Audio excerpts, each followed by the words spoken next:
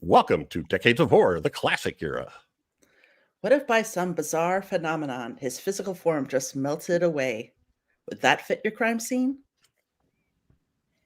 This is episode 173, recorded March 17th, St. Patrick's Day, 2024. Gruesome Magazine. I'd like to melt sometime. Just to try it. Stop the world. I'll melt with you. Yeah. Yes, that's just what I was thinking, Doc. Thanks. My name is Jeff Mohr. And on this podcast, we cover the good, the bad, and maybe even the ugly horror films released since the beginning of time through 1969. In each episode, we'll discuss the monster, spirit, psychos, and villains that have haunted movie-going audiences since the dawn of film history. With me this week are my incredible co-hosts. Sadly, Chad is not here, still recovering from a near-fatal disease called Taglines. Near fatal. He wishes. Yeah. So next up, though, we do have a fill-in. And next up in our Grue Believers, what did we call it? Grue Believers Celebration Shenanigans. Doc called it in an email. I like is Jose, actually Chris, aka Jose, and we're glad to have Chris here. He's very knowledgeable, has made lots of contacts, and people, like when I contacted Gregory Crosby, he asked, did you ask Jose first? Nice. I was like, no, I pretty much asked you all at the same time. But anyway, so Chris, how are you doing? And I'm well. Anything you want to tell us about yourself? You are a very knowledgeable film, and one of the things I've noticed that you're very knowledgeable about is visual quality. And I'm not that knowledgeable. I mean, I can look at something and go, "That's better than that," but I'm just I'm really there for the movie and the extras. Yeah, ultimately, I am as well. But we, in the biz, the hobby, we like to call ourselves audiophiles and videophiles. In other words, we're geeks. So we just want the best audio and picture quality possible to enjoy the films that we love so much. Mm-hmm. And I follow a few channels on YouTube that are the creators are kindred spirits. So I know, probably too much about that sort of thing, and video encoding and codecs and transfers and film technology. It's something that's interested me for a long, long time. My parents sort of raised me with films. My father, who was 7 in 1950, he an adolescent pretty much during the entire 50s boom of sci-fi films. And my mother was, she was 3 in 1950. But my father, that's where I got my love of sci-fi and horror films in particular. And he saw all of these films, including this film, which and then my mother, I would watch Hitchcock films and old, Warner's melodramas and Bette Davis and Miriam Hopkins. And I watched a lot of films with her. So I had thanks to both of them, I had a pretty well-rounded film nerddom intro. And then it was sometime when I was in high school in the early 80s that I got into the technology part of it. How the different film formats work, the sound formats, and the equipment, and it just kind of went from there. That's been over 40 years and still going strong. Yeah. So I will probably never go that deep, but because I'm still trying to watch more movies, and I can't. I'm just like, I do try to get Blu-rays. If there's something I desperately want that isn't available, I might go DVD. But other than that, a few 4Ks, but only on really important movies like Motel Hell. Exactly. No, I don't have that 4K yet, but all I right. will. We should keep rolling. Also with us is, thank you very much, Chris. It's great to have you here. And yes, welcome, Chris. find out who you really are. Yeah, you got to watch me. Uh, I answered Also with everything us is- except late for dinner. yeah. Also with us is Daphne, who is awesome, stupendous, and likable as hell. How you doing, Daphne? I'm doing great. I'm really excited to have Chris here and talk to you guys, and miss Chad, but it's great to be here. Yes, I do. I know he'd enjoy this one, I think, except for I- maybe the song and Maybe the dance. the song and the dance. I was, Yeah. I was thinking of him. Yep. I was like, oh, Where's the fast forward button? Damn it. Yeah. Oh, he's got it. he would see this film so much faster than we would. Yes. Also with us is Doc Rotten. Doc, it's great to see you again. How you doing? Hey, doing good, doing good. This was interesting. Had Okay. you This ever? was- Well, we'll get to that. We'll We get will to that, but I was this was I did it, Jeff. I watched it twice. Well, since Did we it get any better? rescheduled this, Yeah, yeah. I watched it 3 times, but okay. Oh no! I'm not gonna watch this 3 times, but I Yes. did watch it twice. Thanks All for right. rescheduling. My Oh no, Come on, thank you. goodness. Actually, I was in a real bad mood when I got your text because I was on the way to watch my granddaughter swim a mile, and I got a text that said, "Oh, they moved it to like 4 o'clock." And I go, "No!" We're having the podcast, and Daphne goes, "I don't feel so good." Yeah. So, all right. Well, it's not my fault then if we reschedule. Nope. That's not. And it was wonderful. She swam a wonderful race, so that was Yay. great. Congratulations. Everybody was Yes. able to Yeah. reschedule. Yeah. So I watched your posts in Facebook. I have no idea. They're pretty good with her. All they do is pay attention as if she improves. They don't look at records or places or any of that stuff. She's much more competitive than they are. She had a race where she was 6 seconds slower on the mile, and she was really, really mad. And I said, 6 seconds and 66 laps is like a tenth of a second a lap. And she just goes, "Yeah, but I have high expectations." Okay, I'm not gonna. Yep.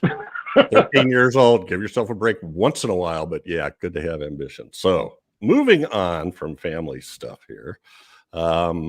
Decades of Horror and Gruesome Magazine also partnering with Play Now Media on several of their channels. And in fact, the classic era is on the classic sci-fi movie channel, the classic horror movie channel, and the Wicked Horror TV channel. And actually today's pick was on classic horror and classic sci-fi, I believe. Yep, that's where I watched it. And it was a great version. I was really happy to see the version that he had on there. So anyway, check that out. And, for a modest monthly fee, you can check out all their movies without commercials. Even if you don't pay the monthly fee and just subscribe, you will get movies with ads. You might miss out on the premium content, but otherwise it's still pretty much the same stuff. So I dig it. And this movie was on there. So spoiler The alert. head is still on there. If anybody wants to watch it, the head. Oh, is the actual still on movie? there. Yeah. Well, he's trying to. Michael told me at one time he was going to pair up our podcast with the movies. But Oh. I think mainly what he's done is kept them on. Mhm. So anyway, we have a comment about the head actually. And feedback. Every week. So I don't know if we need to do the spoiler alert or not, but we spoil this. This movie is how old is it? 66 years old. 66, yeah. And It will be in June. So, if you haven't seen it, go check it out. It's available several places, although I would highly recommend the Classic Horror Movie Channel and the Classic Sci-Fi Movie Channel, and we'll tell you why here in a minute. What we do here is start out with some basic details of the film, move to first impressions, and then taglines, take a look at a bunch of images while we chat it up, and just kind of move on down the road and talk about what interested us about the movie. So, dun, dun, dun, today's movie it's picked by Chris, The H-Man. from Toho in 1958. Directed by Ishirô Honda, written by Takeshi Kimura, from a story by Hideo Unagami. Cast includes Yumi Shirakawa, Akihiko Hirata, Kenji Sahara, Itaro Ozawa, Koreya Senda, and Mikado Sato. And we have another one in there that we'll talk about here in a minute. And actually, Chris, who is that there on the right? On the right is Haruo Nakajima, who was the Godzilla suit actor for decades. Yeah. And so this is an actual acting role, but he bites it. Well, it's not early in the film, but it's an early in the story, I guess. Yeah. But yeah, he's not on for very long. And in fact, those are the three sailors. I just love their look of surprise as they investigate the ghost ship. The production company is Toho, filmed in Tokyo. Release date was June 24th, 1958 in Japan and May 28th, 1959 in the US. And before I read the synopsis, I'm going to switch over to this picture of the ghost ship that had, I believe, 29 crew members that were lost to the it was in the 20s. titular characters. All right. The synopsis. When a narcotics dealer disappears, leaving only his clothes, Tokyo police are stumped. A scientist claims H-bomb tests in the Pacific have created radioactive creatures, H-men, who ooze like slime and dissolve anyone they touch. Well, not actually dissolve. I think the scientific phrase is liquify. Liquify. Which we find out later. But sort of. Yeah. And the plot is actually kind of complicated, and there's almost a cast of thousands who are almost all police or scientists. You know? Yeah. But all right, so or ooze. Chris, this is your pick. So if you don't mind, we'll get first impressions from you first. When did you first see this? What were your first impressions, and how does it hold up now? When did I first see this? I first saw this on Cinemax in 1990 when I was in college. And I first heard of it from my father. He saw this film when he was 16 in the summer of 1959 when the US version was released, the shorter version. And he had told me about this film called The H-Man, and that it was he called it a quote unquote Japanese blob movie. And the one scene he mentioned was, actually there's two scenes in the film, is when a frog liquefies. Yes. And he said he remembered sitting in the theater and everyone started freaking out in the audience. You know, the girls were shrieking, guys were like, oh, you gotta be kidding me. What are we watching here? As these two poor frogs bubble away into goo. And I happened to see the listing, and H-Man, is that the movie he was talking about? So I was there late one afternoon, and it came on. It was the US cut. I didn't know that at the time, but I did years later. And you know, there was this nuclear weapons test and then this jarring smash cut to this animated title sequence with this blaring, totally out of place, like jazz music, march. And I remember thinking, wait, this doesn't fit. Of course, you know, now as I showed them everybody earlier, I had the CD. So obviously things changed. I was like, I've never seen a film like this.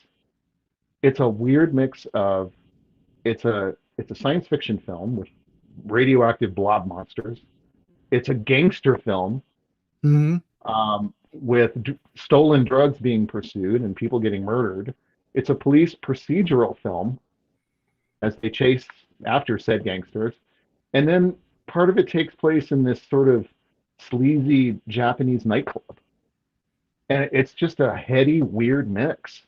But to me, it worked then, And to me, it works now. I've never seen anything else quite like it. I will say I do think that Honda's Matango is weirder and stranger and more striking. But this one is probably my second favorite. Not second favorite, second strangest. I couldn't, of course, leave Godzilla out of that, but that's a conversation for a different time. So I guess that's the way I feel about it. I couldn't wait for it to come out on Blu-ray, and now I watch it at least once a year. Once All right. I'm glad you picked it. Let's hear from Daphne at this point. Daphne, had you seen this before? No, I hadn't seen it before, and I thought it was a lot of fun. I like how Chris pointed out the how it covered so many different genres. I absolutely loved the wacky nightclub scenes, and the they were just maybe I shouldn't say love. I was just agog. Maybe it was. What the hell I am I enjoyed watching? it. Yeah, I enjoyed it very much. It was kind of interesting seeing that in a Japanese movie, because like seeing that kind of a scene in maybe American noir movies or something like that. It was just fun to see kind of a different perspective of that. And I thought that some of the melting stuff, or I'm sorry, liquefying stuff, there was a couple of really good ones. There was a couple of crazy, fun, bad ones, but there was a couple where I was like, ooh, that's good, or something. The frog thing was killing me. That was rough to get through. I was like, I've watched some kind of gory, I'm kind of a gore hound, but that one was just like, no. Anyway, but so I thought it was fun. Yeah. Very cool. It is fun. Oh, I also I was doing something a couple of days ago where the fog was playing in the background, and it just made me think of each other, actually, because some of the scenes on the boat, on the ship, and the kind of ghostly forms and stuff like that.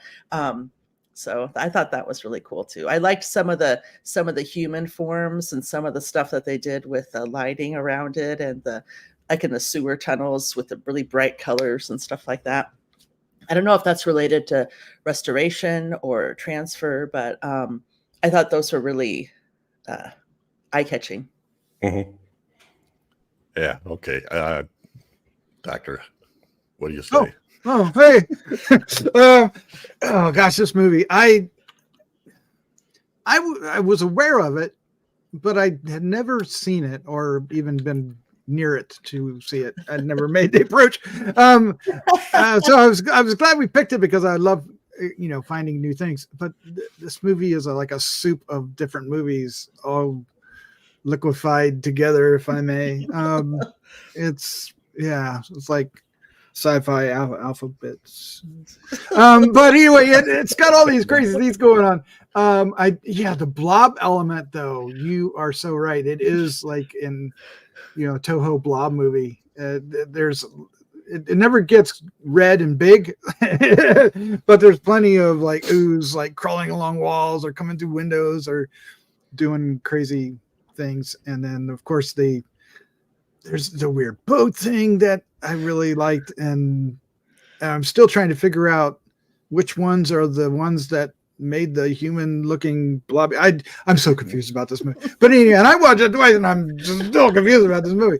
But I didn't really think about all the different elements until you just mentioned it. But yeah, there's like this wacky police procedural thing, and the gangsters are all like Americanized gangsters. They're all acting. I wouldn't imagine that's how Japanese gangsters would act, but you never know. But they seem like parodies of American gangsters from the movies. But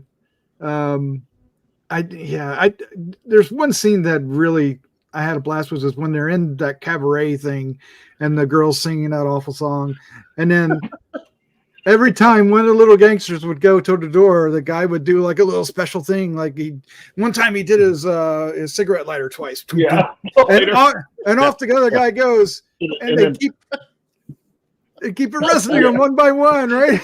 As they go out the door, and they have all these. And I don't know. I was just having a ball with that. It's like, but the one you want still sitting there. But yeah, that becomes a big plot point. Anyway, this movie is so bizarre. I enjoyed it. I can't imagine watching it every year. I got to hear more about that. But this movie is, for me, it was all about the blob elements. The more that happened, and then the end of it reminded me of them as they were running around the sewers and trying to flush them out with the flamethrowers and stuff. And well, that's simplifying it, but yeah, it's like a lot of people melted, and it was so. Oh my god. Okay, one last little thing, and I'll pass it back to you guys. But every time they melted, it always ended with their little wigs coming down. Yeah. It was great. Hairpiece.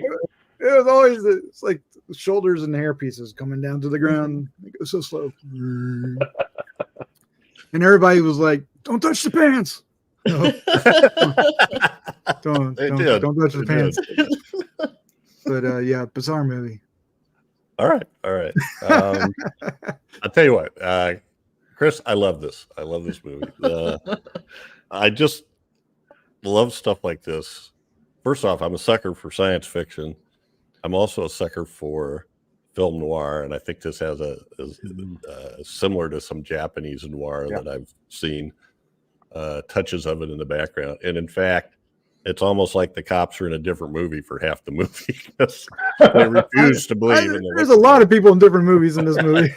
But anyway, I still loved it. I love the cabaret. I didn't so much love the dance scenes or the singing, but I love the jazz band song. The band is playing with the sax solo and the keyboard solo and the drum solo while the cops are raiding the place. That was great. Everybody's looking around the cop. The bad guys are looking at each other. The one waiter is going around, cluing in the bad guys. And anyway, and also the slime people was kind of cool. It is a lot like the Blob, and I'm looking. The Blob actually came out later. It was like September.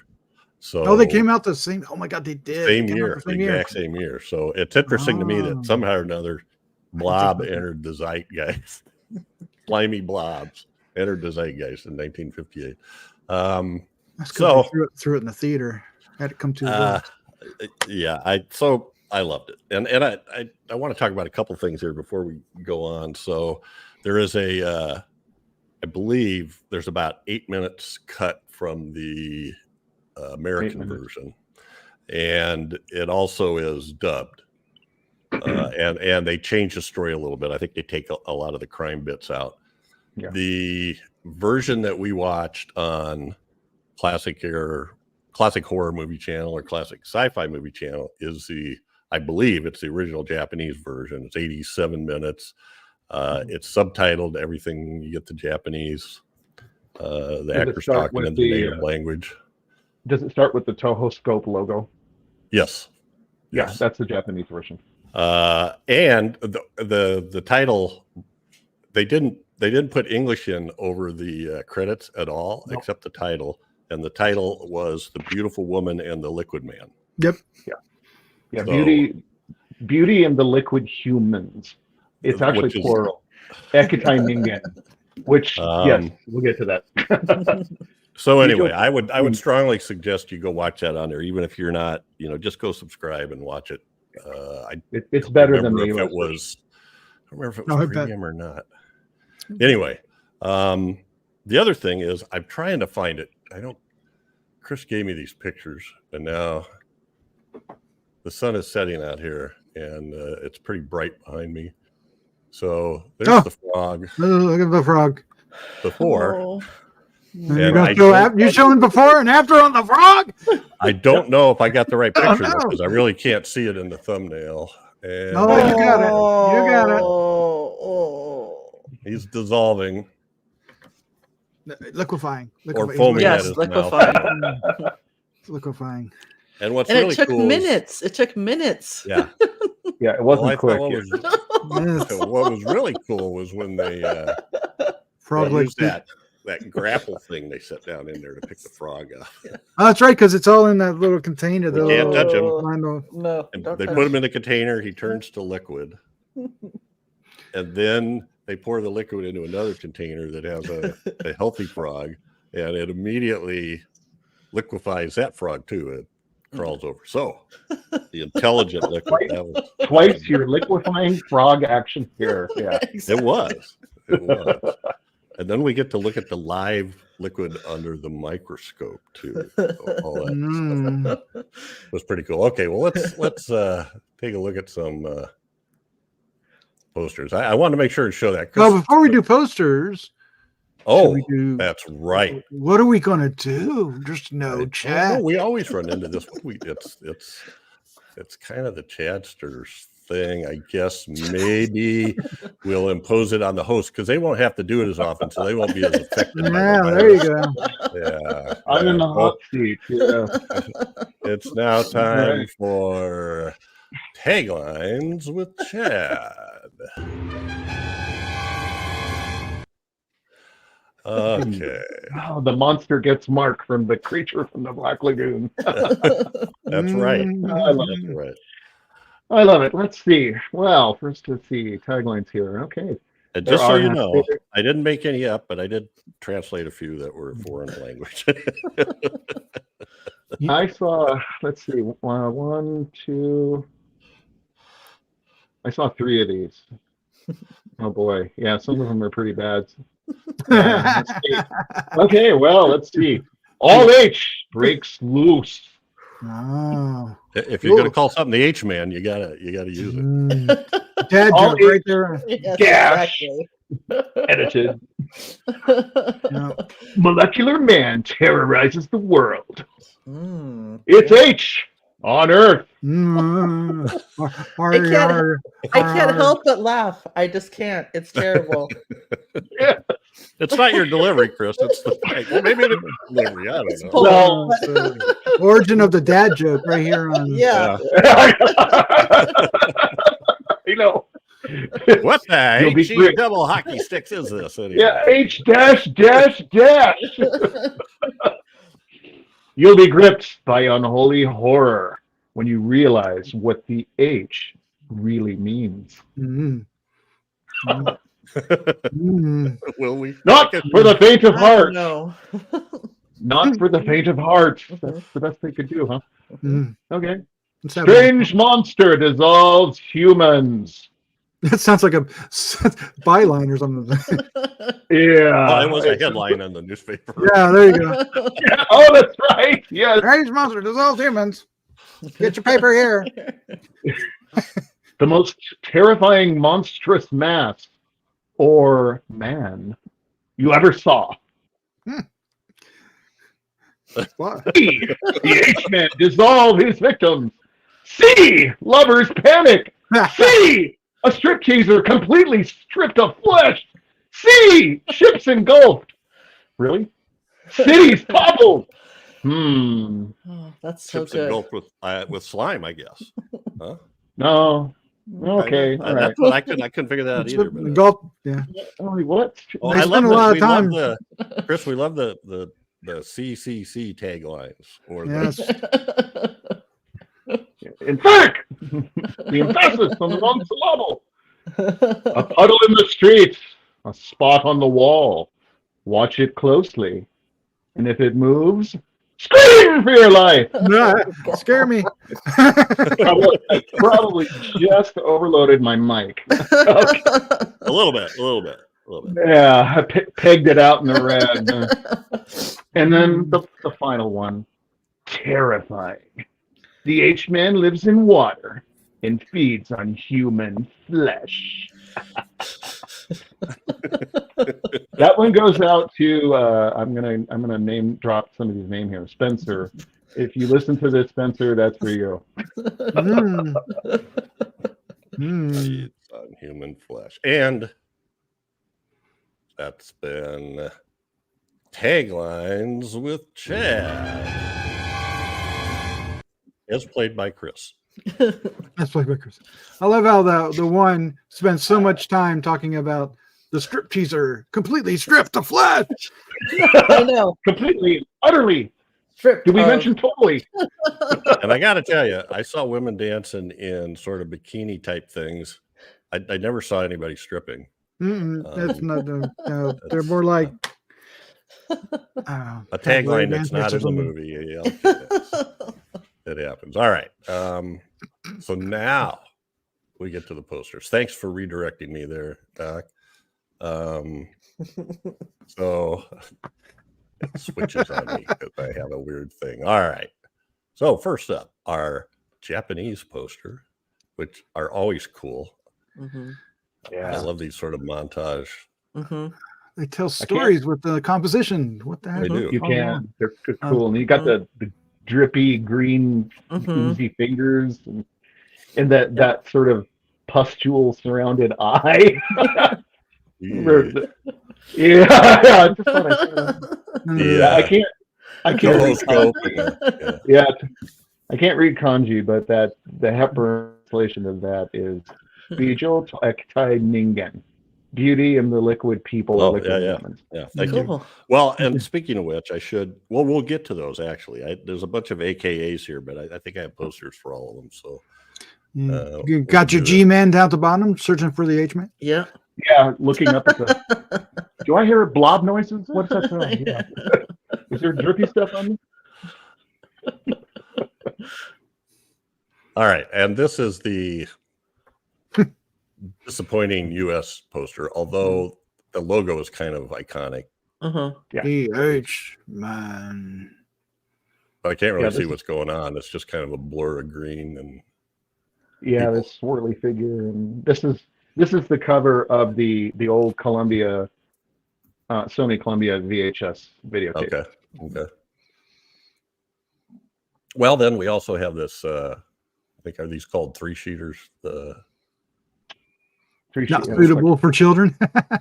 There's the monstrous mass. And that symbol is usually from UK. Not suitable for children. Yes, or Australia. So, or that's where the CCC was. I see it down there. Yeah. And the monstrous mass. And I don't know. I like orange, so I like this one. Or Is yellow. that a whatever. melting hand or something coming out there? Yeah. Yeah, Ooh. silly putty on the hand. All right, and sort of a lobby card. It's H on Earth, H-Man, which has a little better art. The guy is getting slimed there. Mhm. That's the guy. Oh, that's the bad guy at the cop. Yeah, that's Uchida. Jason. Yeah. Huge stuff. And then the Blu-ray right now, which is 2-pack with Battle in Outer Space, also Battle a in horror Outer Space. film, from Mill Creek, and I think it's also available. We were talking beforehand in UK as a Eureka. Masters of the Cinema.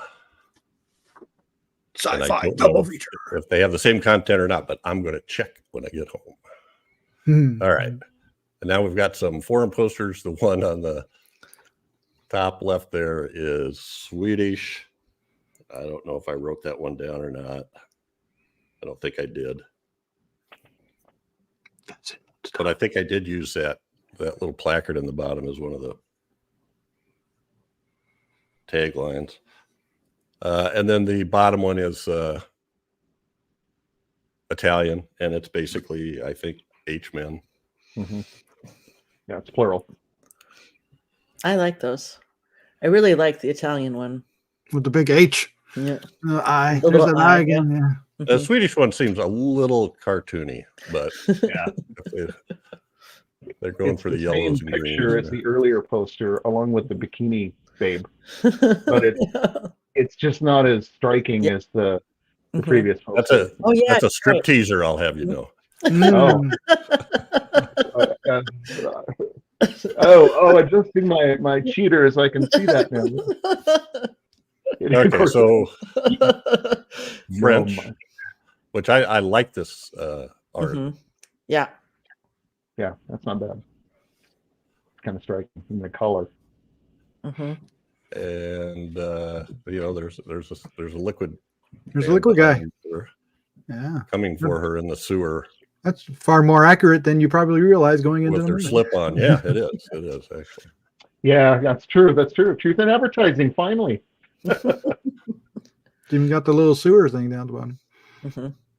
Oh, it does. That was one. Yeah. And the German poster, which is Das Grauen schleicht durch Tokyo. The horror creeps through Tokyo.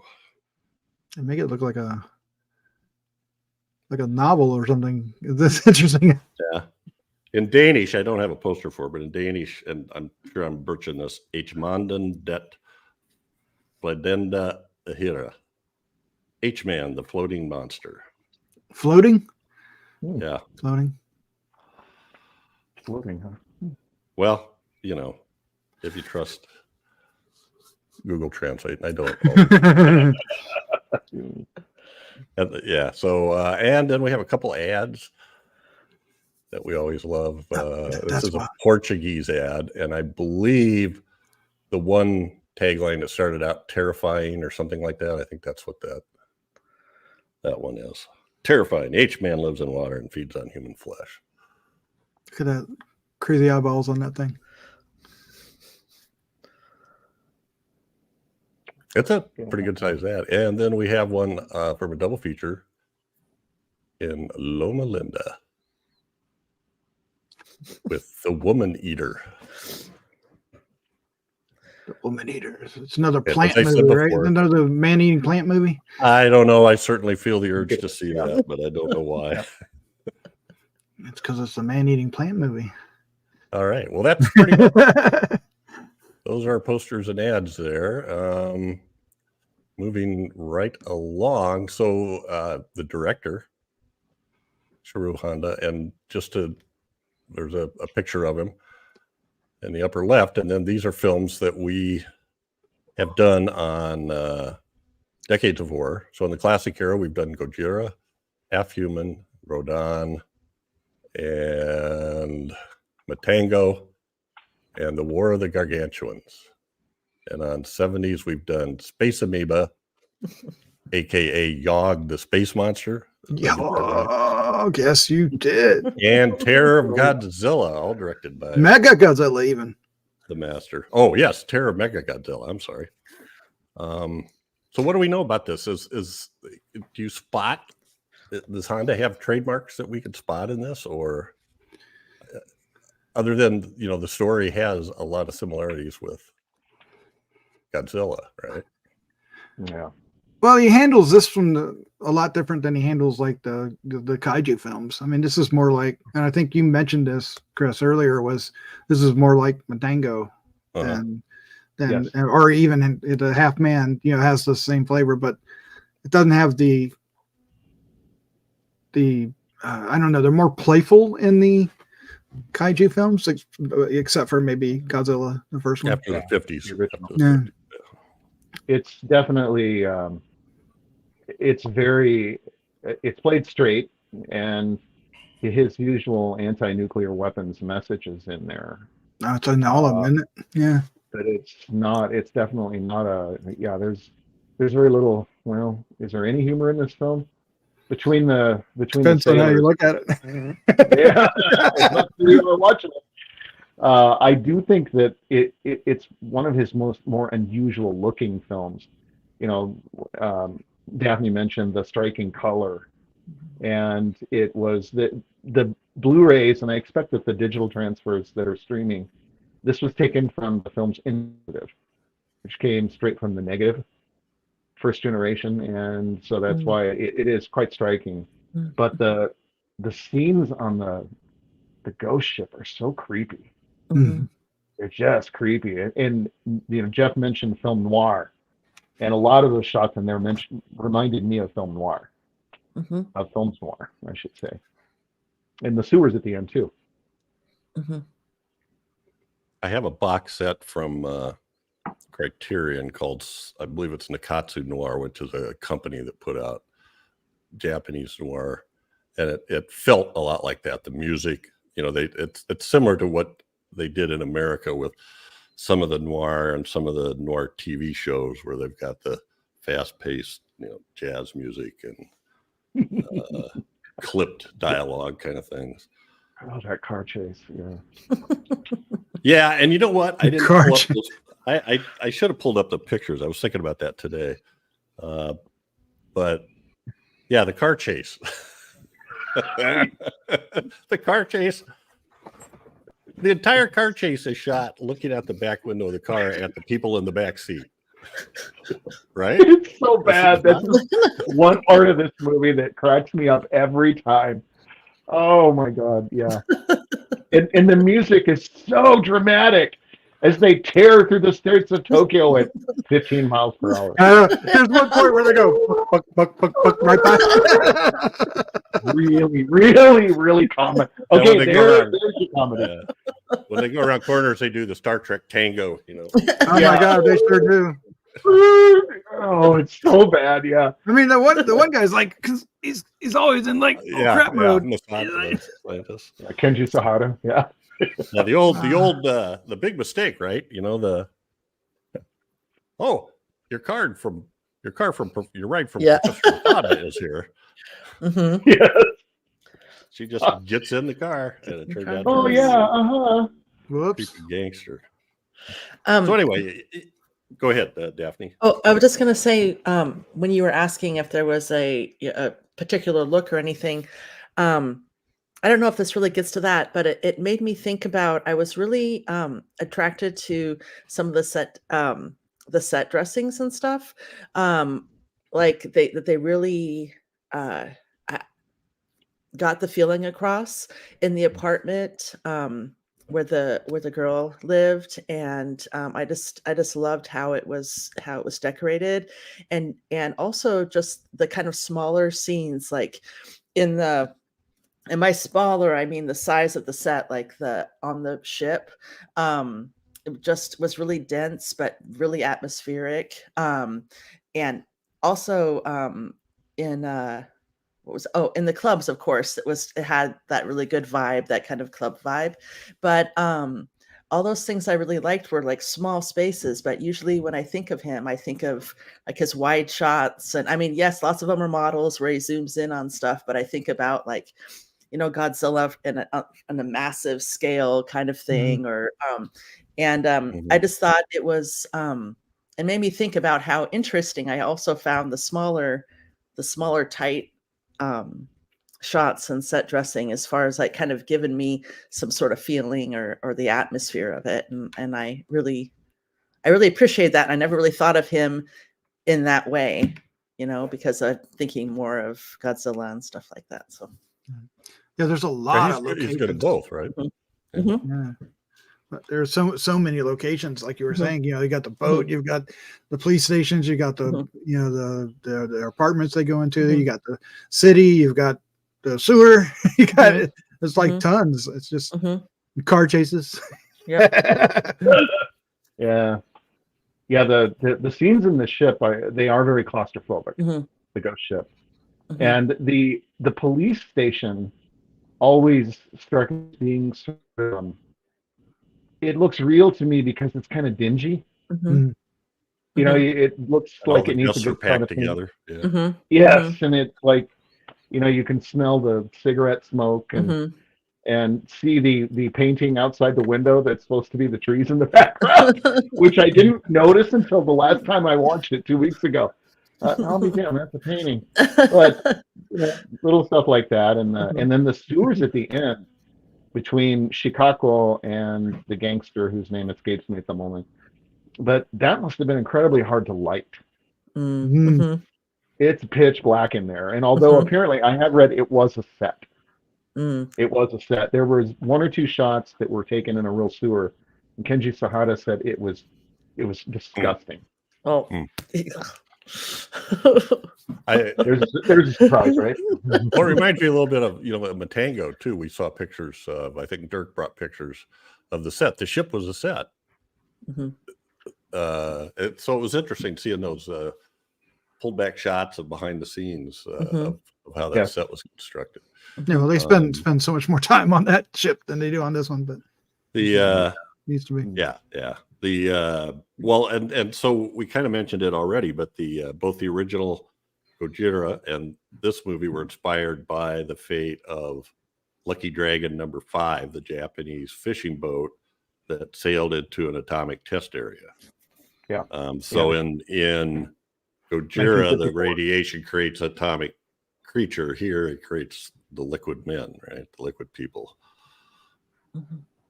Yeah, he mentions Kenji Sahara, Dr.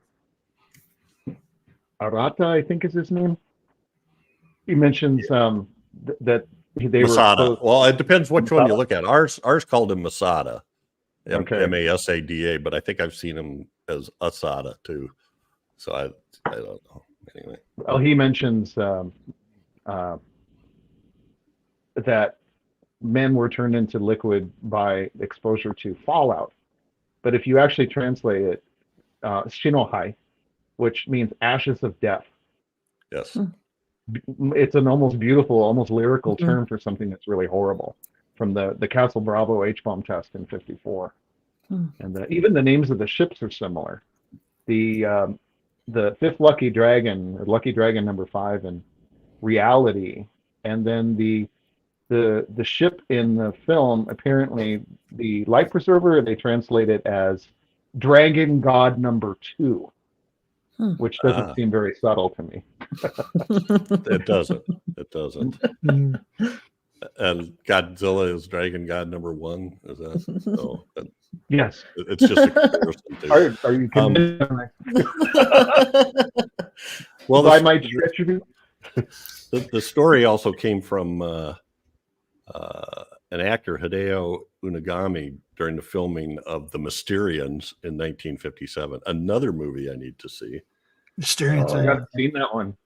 What When a cool he wrote movie. a story entitled "The H-Man Appears About a Liquid Human Spawned by H-Bomb Radiation," producer Tomoyuki Tanaka saw potential in the story and decided to adapt it, but Unagami unexpectedly passed away in November of that year. So they got Takeshi Kimura to adapt the story into a screenplay. And Mr. Honda directed. So anyway, that's just some kind of behind the scenes. So wait, let's look at the cast here. And our chief inspector is Akihiko Hirata, who played Dr. Sarazawa, if I got that right, in Gojira. The oxygen destroyer. Yeah, who perishes with the oxygen destroyer. Inspector Tamanaga. And his buddy, Dr. Masada, is Kenji Sahara, who is investigating this radiation. And Yumi Shirakawa is Chikako Arai. They call her both. Yeah. Those are kind of our 3 leads. We get right underneath them is Makoto Sato, who plays Uchida, the creepy gangster who's always looking mad or laughing inappropriately at what somebody says. The cop comes up and says, "Are you waiting for somebody?" Did you get that? In our translation, the cop comes up to him. He's sitting outside in the rain at the beginning, waiting for Masaki, who is Arai's boyfriend or husband, I guess. And the cop comes up in the rain and says, "Are you waiting for somebody?" And he goes, "Ha ha ha." And the cop goes, "Well, good luck." You have a problem. You have a problem. I think it's Yeah. Like something like that. Yeah. What it translates to. And then Ayumi Sanada is the stripper, or the dancer, I should say. She really wasn't a stripper. No. She did more like not exotic, but well, sort of exotic versus erotic. Exotic dancing with for the time. Yeah. Emiya. And these people all have interesting. So we got. I love Kenji Sahara is in. I believe he's in Half Human too. I remember seeing him in that too. He's in a lot of Toho stuff. As is he's in a lot of Honda stuff. Yeah. Akihiko Hirata. You look at that guy, and I just immediately, whenever I see him, I think I think of the Patch. Just, I patch. Yeah. I just see him in the Patch. You know? Dr. Sarah's. But he does a good job, but the police aren't all that interested in his friend, Dr. Masada, is just sort of like, just stay out of police business. You know, go look for your slime people. I'm trying to solve crime. I'm busy. So we also have who else? I have so many of these things I can't find them. Okay. So the one at the top is the waiter at the cabaret, as it's called, Nadal Carino, and his character's name is Shimazaki, the waiter thug, and he's always scurrying back and forth between tables of gangsters. This perfectly balanced little tray. Yeah. Yes, Putting it down in front of them, yeah. And he gets slimed. He gets slimed. Yes, Yeah. that's a perfect way to put it. The elder gentleman there is Korea Senda, who plays Dr. Maki, the expert on these people. See the frog And liquefier. Yes, yeah. He's the head of the experiments. His And then lab, down below that, I'm not kidding when you say there are scenes that have a dozen scientists in it and scenes that have a dozen cops in it. And there's they throw some names around sometimes, but hardly ever do we get to know. But Itaro Ozawa there in that picture, which I sort of called the glum guy, is in my mind. He'd always was there. I loved him. He's so glum. I did too. Sergeant The one that gets Sergeant resolved later Miyashita. on. Sergeant Miyashita. And then the other one, Yoshifumi Tajima, is Detective Sakata. And he's the one who goes to the hospital with, I'm never going to keep these names straight, with Nope. Tamanega and Masada to talk to the survivors of the ship who tell their horrifying story. And then this bottom picture, this is just a throw in, but I love the outfits these guys wore to go to the sewers. They Yeah. were just like, Hefty bag covered. Yeah. in the meantime, Masada and the woman, she's in her slip and he's running around, and they've That's got because he says, "Take your clothes off." every square inch Makes her is take her clothes off. coated with this plastic gray stuff. So it's like there was a pandemic or something. So yeah, it's I got such a fun movie. And then we talked about several different versions of this, so I just wanted to Oh my goodness, look at this. And it's not really surprising, but the exact same scene, the exact same place in the scene, and one of them says they became victims, the other one says they have that much radiation sickness. And the one in the bottom is the cops talking about the gangsters, and it's a bigger stash than usual, about 7 to 8 million yen. And the one we watched, they said 800,000 yen.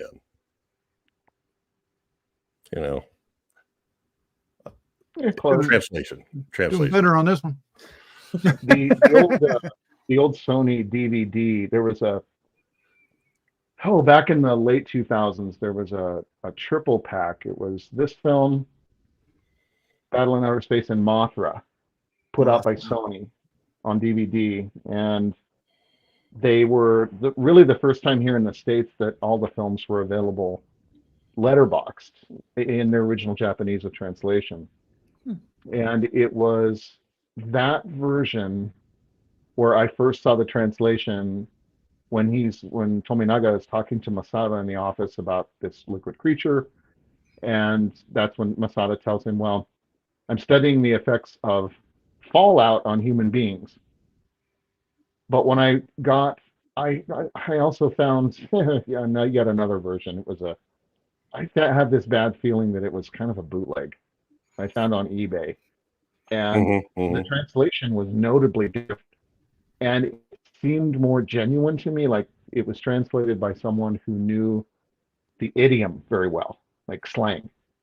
And that same scene, instead of I'm studying the effect of fallout on human beings, it was I'm studying the effects of the ashes of death, in air quotes, Sinohai, on human beings. And I knew right away it's just a better translation. I don't have to know any more Japanese. It just sounds less rigid and less academic, maybe. And the Mill Creek much more version, figurative, like Japanese. yes, it's more visual almost. Ashes of death.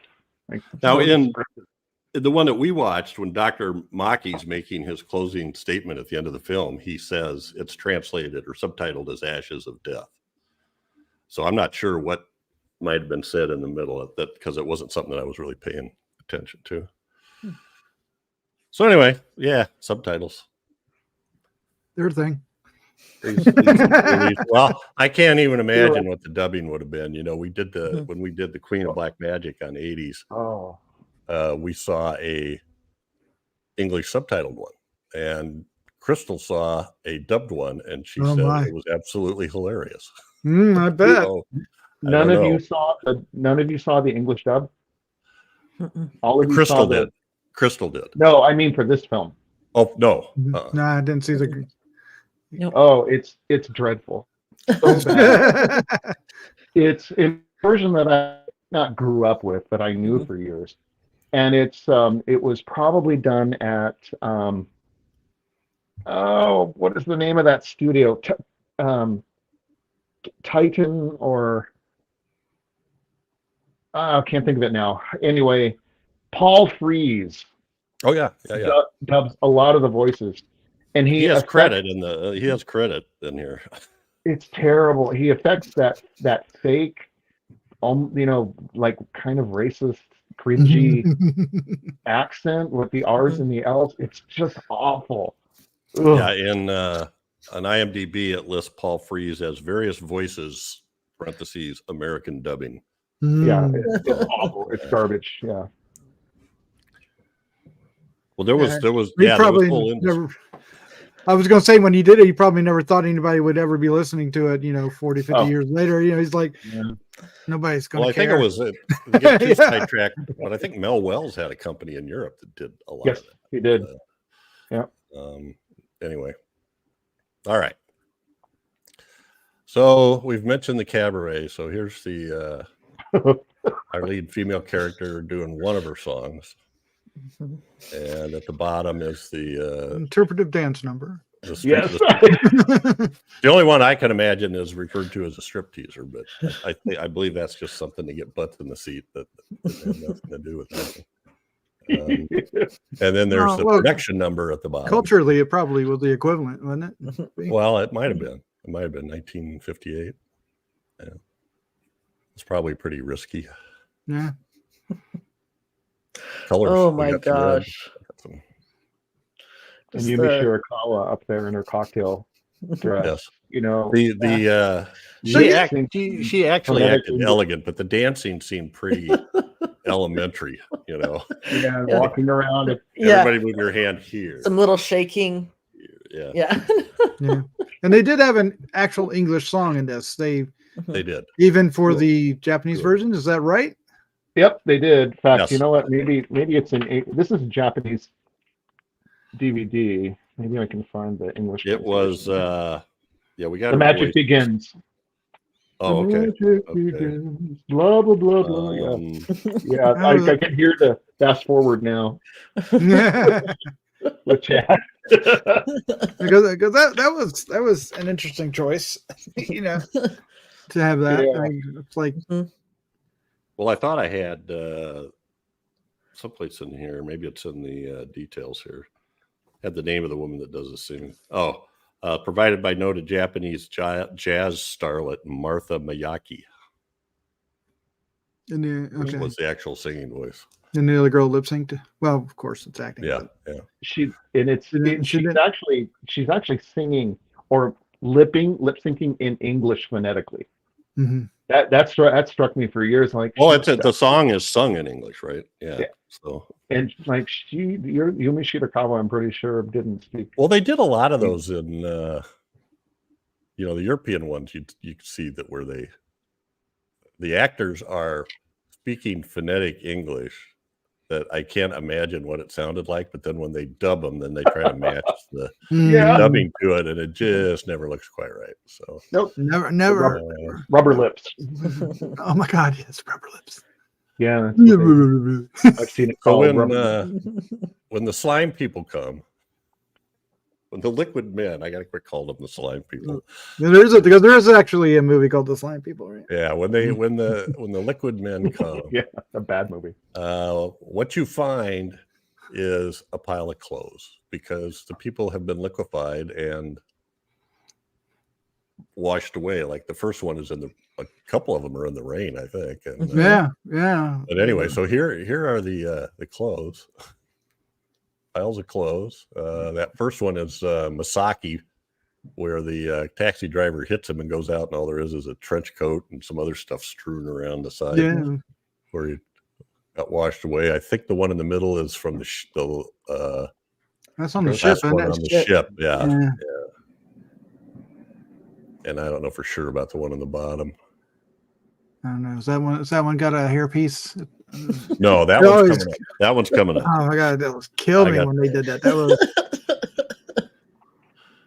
But it's strangely effective, I think. Yeah. oh yeah. There's one place where when the sailors find the first guy and the clothes are laid out perfectly, they all laugh at it. Yeah. You know? They're like, Yeah, in the Japanese version, there's an additional scene that they removed that's some more of the gangster police stuff. When they find the dead gangster at the house because the other gangsters are looking for the stolen drugs that Misaki took. Yep.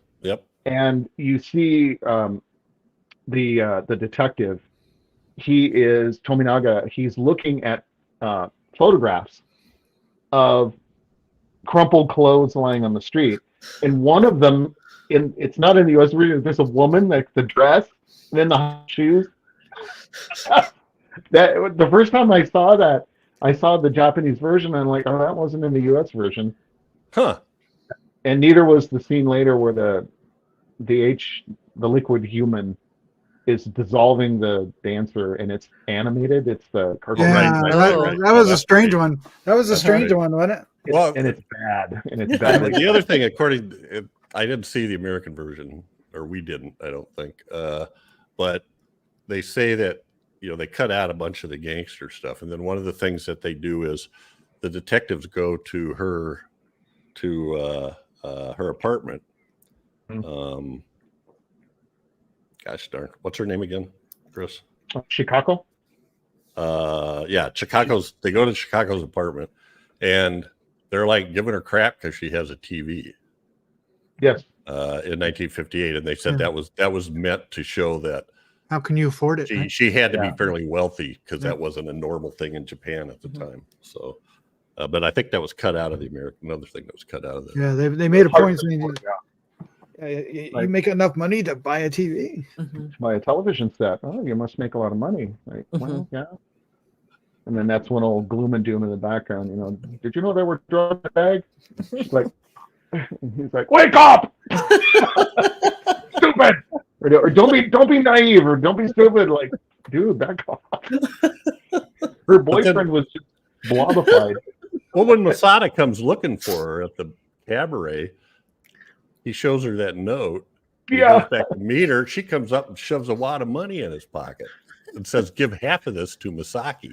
So I guess And he's in supposed English, to take half of it. in English, in the U.S. version, she just says, "Give this to Misaki," and in the Japanese version, she says, "Give at least half this to Misaki." And I remember thinking, "What are people that like mercenary in Japan, and he's gonna pocket half of it?" And Well, she thinks he's a gangster, I think, at that point, right? oh, Yes. See, I'm with Doc. As well as I know this film, there are pieces of it I don't understand. Oh, there's a lot of stuff. People pop in and out of these cabarets. Yeah. There's The police so many station. people. There's another part that I didn't understand, and I think I understand it now. Until the last time I watched the film, I always wondered, like when Chicago goes back to her apartment at night, and that thug from the gangsters is in there, wanting the drugs, and then she Oh. says she doesn't know, and he beats her up, slaps her around, Yep. and then he, oh, if the police are watching you and we're watching you, don't screw up, and then he goes over the balcony, and you hear him, and he's dissolved.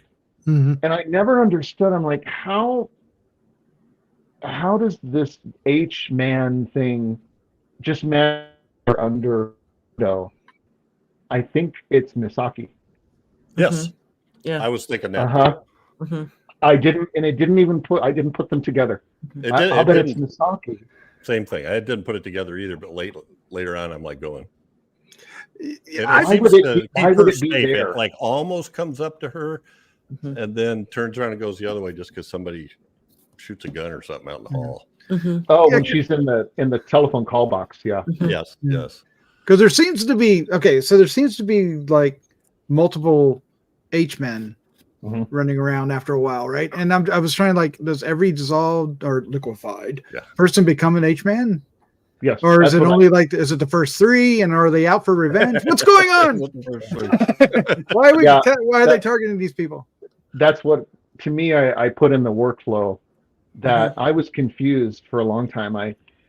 The English title is the H-man, and Yeah. I for a long time thought it was one big ever increasing like pool of H-men that would occasionally turn into that weird ghost form.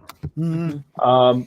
But then when I found the Japanese translation as EKITAI NINGEN, liquid people or liquid human beings, plural. And also on the ship, remember when the scared men get back on their own ship and they look over There's and more you than one. see them Yeah. Mhm. spring up into the human form in that really creepy shot? Mhm. Mhm. Like there's more than one of them. Yeah. And that's why I think that was kind of what clinched it for me, why I think Misaki, Mhm. hanging around in the blob form outside her Protecting her. window, Yeah. protecting her. Yeah, that's totally who I took it to be. Yeah. Yeah.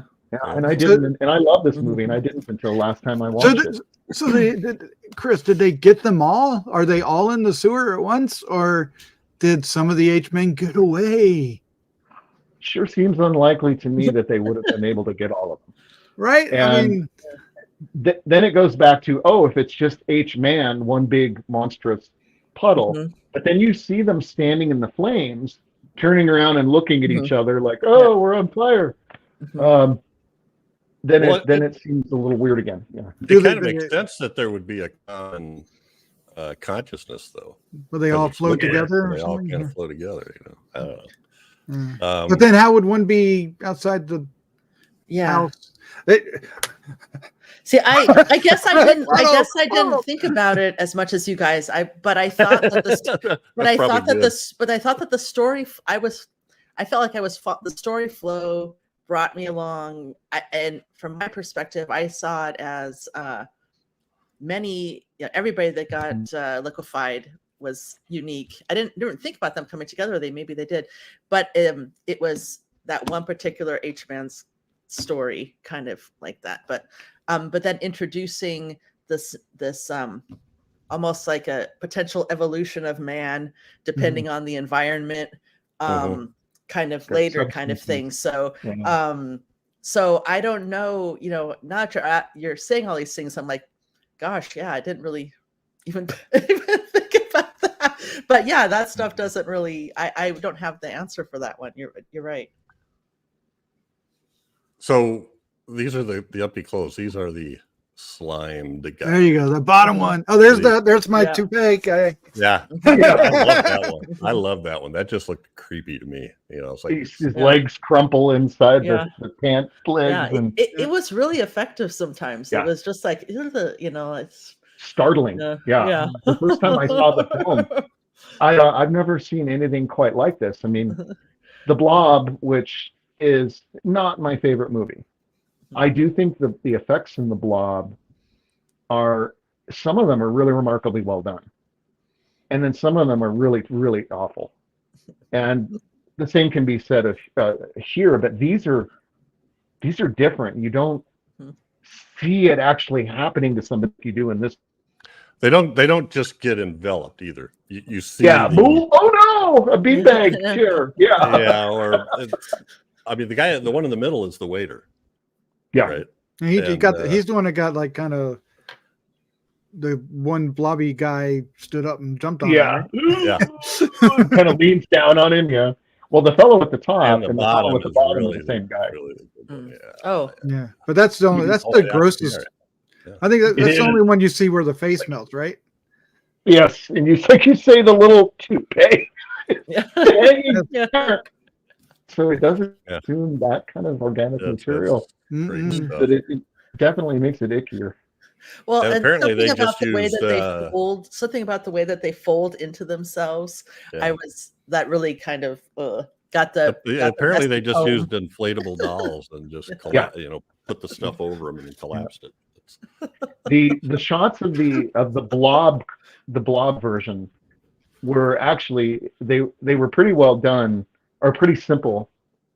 They it was a set on like on gimbals, and the camera was locked to the set, and then they ran this stuff onto the set that was called organic glass, which Yeah. is funny because glass is not organic. Organic glass apparently was a substance that was it was made of seaweed, and it came in a powder form or flakes, almost like gelatin, and it had a slightly greenish cast to it. And so they would mix it with cold water, because if they mixed it with hot water, it wouldn't look right. You'd think it's like Jello. Mhm, It's going to mhm. dissolve easier. But this stuff, it was called organic glass, and then they would roll the model of the set, and the camera was stuck to it, and it's remarkably effective. Yeah. But apparently, Some of the scenes in the sewer are very disorienting too. 'Cause yeah, it's coming it up. looks from like the way they shot it, the slime's going up, Mhm. which is great. I mean, and so here's some shots of it coming. A little hard to see, yeah. but it's coming along the floor, and I Mhm. think that's when and then the next shot is there's some coming under the door. Mhm. the telephone call box, Yeah, and then from the bunk in the ship. And that's the one going out the window, right? And that's Right. the one where it's yeah, Mhm. on the bottom. Kinda That's goes- a going up. traveling mat. The Thanks one on for the bottom. explaining that, because Oh, I okay. tried to look into what organic glass was, and I couldn't figure it out. So thanks for explaining that. Yeah. Apparently It's a real seaweed mystery. based. The shot at the bottom, they do a number of opticals, like optically printed shots, and that bottom one is a traveling mat. And one thing about I don't think at that point that Eiji Suwaraya, the special effects director, I don't think he had his optical printer at the time. The elaborate optical printer that he purchased from the States, and the optical shots, they're kind of clumsy. They're full of debris and dirt. And you can tell immediately, wow, okay, what's going on? Why does it look so bad from exposure? And that's one of those shots. I thought they looked good. Yeah, it looks cool. I don't know how else they would have done it. I think it looks good. It's obvious to me. It's a traveling mat. Yeah. But the liquid stuff, Mhm. the liquid glass, I think it's Yeah. and it's kind of got like, it looks almost like there's chunks of stuff in it Yeah. that are like grapes or something. Yeah. Like, boo. Yeah. I was really fascinated by that, and I couldn't find anything on it. So So we Yeah, showed apparently- the slimed men. Here's the Chris Oh, mentioned the yeah. Now this was. dancer. I mean, it's effective for what they're trying to convey, but it's also probably the worst effect in the movie. The first two look great. The next two are Uh-huh. kind of like, yeah. Well, So- ironically enough, the first two, the US version and the dubbed version from the US, that's where that shot ends, is right there. okay. They do not show the cartoon animation, the effects animation. They don't show that part. I mean, it's weird, but I still like it. I like that it's in there. Yeah, I mean, it doesn't ruin the movie or anything like that. It's just kind of a chuckle, but Well, it's drastically different than what you're. yeah, you it know. is. Yeah. So it It's distracts. it's a freeze frame. I think it would have probably That's been the- better. Mhm. That's Yeah. it. Yeah. Yeah. Yeah, the Yeah. freeze frame part of it. Yeah, but he couldn't He do it does. the way they did it without doing that. So She's Mhm. paralyzed. they had a problem. They had to solve it. They did. Yeah. She could never hold still. And then later she's just her like raw and Yes, goodies there. Yeah. They're laying there. the, But they don't look gooey at all. They're the just halter top or the what do they call them, pasties? Yeah, yeah. yeah. It's kind of like discreetly they're there. Yes. Yeah. Oh, yeah, that's not in the U.S. version. Oh yeah, Okay. when the cops come in and see her bikini and her panties. Yeah, leaning just against sitting the there wall. discreetly. We got to show that. We got to show the empty clothes. You know, Yeah, we got this it. wasn't very Yeah, much of hey. a- So we always laugh in the classic era about the last time was with Billy the Kid versus Dracula, where every person has to learn by themselves by emptying their gun into John Carradine. And so here they do the same thing here. They're just every guy that runs into him, the first guy, Masaki, shoots it a couple times. Then the next guy shoots it. And now this guy is that's like out in the hallway of the cabaret. He's shooting at it and it comes and envelops him. And then he's it's that same picture. It's the slime guy leaning up there all over his face. You're just sitting there going, They shoot it a lot. I know. Yeah. And it They makes shoot it later sense in in the that these sewer guys, too. they're not like hanging out together. They're not communicating, but still, I'm like, look at it, guys. Does that look like Yeah, shooting a is the liquid. slime going to go, ooh, you got me? Yeah, yeah, look, shooting a liquid is, yeah, maybe not the most. Yeah. It's not going to produce much. Yeah, it doesn't seem to me. And I it's would funny. Trained professionals, fellas. Yeah, don't try to. Don't try it when blobs attack. Like, Maybe it's happened just to all a the way to ricochet get them. effect with that? Maybe it's just a way to get them to freeze while the Yeah. slime moves up on them slowly. You know, I'm Mm. shooting away, so I'm not running. That's a plot device. That's a plot device. Okay. Well, we have a little bit of a liquid human there, but here's some Yeah. full Monty liquid human. Yeah. I like these. I really like I these. thought they were cool. Yeah. I don't know exactly how they did this, but it was kind of cool. These were suits. I read how they did this in the same source online that I found, the liquid glass or the organic glass. They were full body suits, and they were, if I remember right, they were translucent, Mm. and then they sort of optically painted them with light. See, I'm not a big fan of this form of the H-Man. I like the blob form better, Mm. and I I think just- that's probably why I don't remember exactly how they did it. Well, it's Sorry. I like the translucency and the light where I'm really interested in how they did the light, and it's cool to hear about it because I do like Well, the translucency of it and how the light plays with it. it fits the look of the organic glass too, really well. Yeah, It does, that's- yeah, the maybe color, that's it. yeah. Yeah. And they kind of lift their arms up and like lurching onto people, and they just sort of like kind of mush onto them, Yeah. like the They like do. the They kind the waiter, the toady waiter. Uh-huh. You know, the guy he just sort of leans over him. Mhm. And I lands think on- I First think he maybe the falls reason down why shooting his gun. Oh yeah. he shoots them a lot. Sorry, Daphne. I was gonna say I think maybe the reason why I like it is that it for the blob whenever there's blobby guys, I don't really feel much. I don't really have much feelings about them or anything, or they're just this kind of gross thing. But maybe when it associates with the human form that they had before, the person before, maybe that kind of, other than it just looking cool with the light and stuff, maybe it just somehow makes it a little bit more personal or something. I don't know. Well, I think Doc, wasn't it? I think the Black Saint used to say the blob was the quintessential monster. Mhm. It doesn't think, it doesn't. Uh-huh. Yeah. It just Yep. eats and grows Right. bigger and bigger. And Yeah. Eats and You poops out can't little blobs. rationalize with it or convince it of anything. It just, yeah. all right, and then the last set of shots here is so they've got the thing. They're down in the sewer, and so they flood it with gasoline, and Set it on Well, fire. there's the two guys going. Yep. Oh, Uh-oh. Yeah. Standing around doing this, yeah. And then the top shot, the reason I took that top shot is it almost looks like in the film, it almost looks like they're dissolving. Mhm. They're sort of, Yeah. they're kind of Mhm. beginning to twist and become distorted. Yeah. And then, They- of course, they set the entire city of Tokyo. Well, on I was okay. I was going to ask you about that. I was I like, know. is that what they're implying? Yeah. Yes, I know. it looks like it.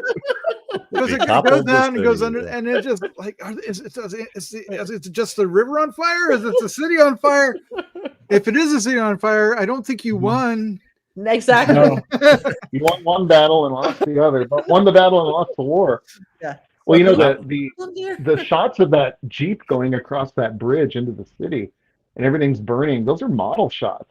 Ah. And Yeah, I did a great job on those. Yeah. They're, Yeah. first few times I watched the film, I didn't realize they were models. And then there was kind of a bounciness to it. One time I watched that, but that's a model. Meanwhile, Toho is, yes.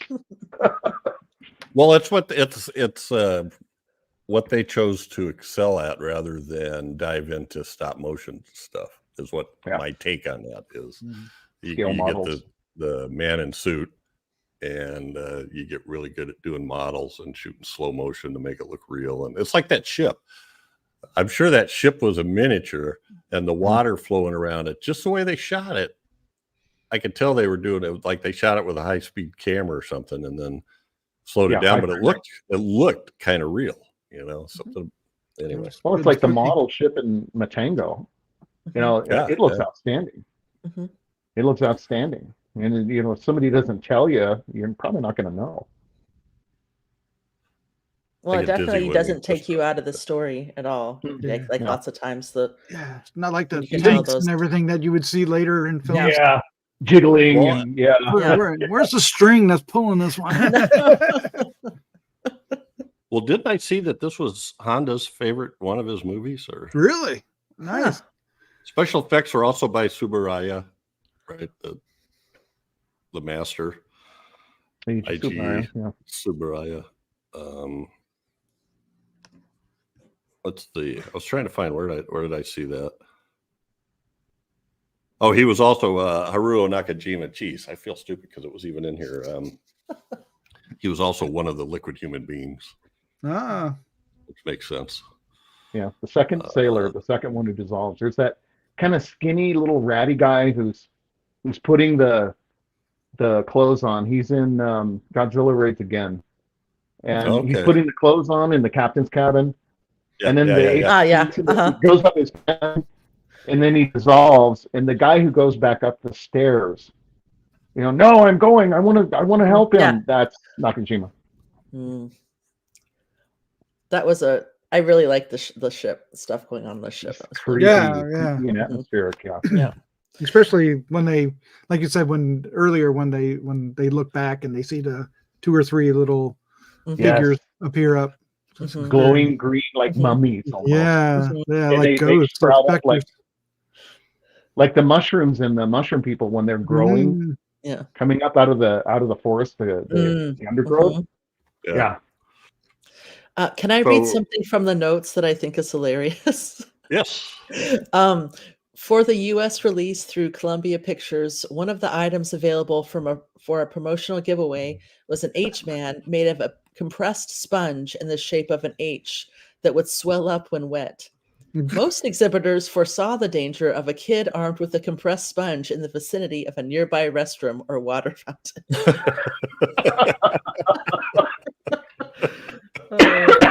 Mm. Well, I did Yeah. find that Good when I was stuff. searching for images of this, I did find that. I don't know where I have it now, but it was an H-Man you could buy. That was figure. cool. Mhm. But I can't find it current anywhere, so I don't know where it really came from. It does say this is considered to be the first entry in Toho's Mutant trilogy, Oh, mm. followed by The Secret of the Taglines and The Human Vapor. ah, Human Yeah, vapor. These movies, these 3 films go by different names. They call them the transformed man. See, I have the human vapor and Taglines also on disc.